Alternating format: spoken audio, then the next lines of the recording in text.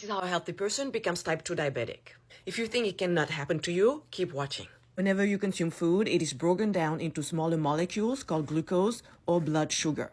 Your glucose enters your bloodstream. At the same time, glucose signals the pancreas to release a hormone called insulin.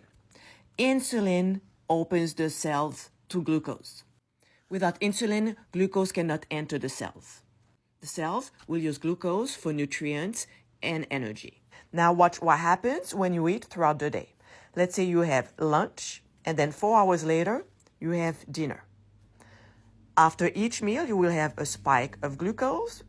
Because you have 4 hours between your meals, glucose has time to come down. After dinner, you have another spike of glucose, and then glucose comes down. The pink curve is insulin. You have a similar pattern with insulin. Now watch what happens if you eat throughout the day. Let's say you have breakfast, you have lunch, you have dinner, and in between you have snacks. You do no longer have 4 hours. You only have maybe 2 hours between each meal. So you're going to have multiple spikes of glucose throughout the day, and they will never have time to come all the way down. The insulin in pink here will remain elevated into your blood. It will never go down.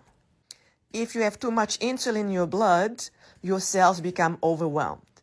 They will no longer let glucose in. They will close the door to glucose. This is how you become insulin resistant. Over time, this can lead to type 2 diabetes. By having at least 4 hours between your meals, you can reduce the glucose spikes and reduce your insulins to remain high. By adding fibers at the beginning of each meal, it will reduce the absorption of glucose and reduce the spikes of insulin.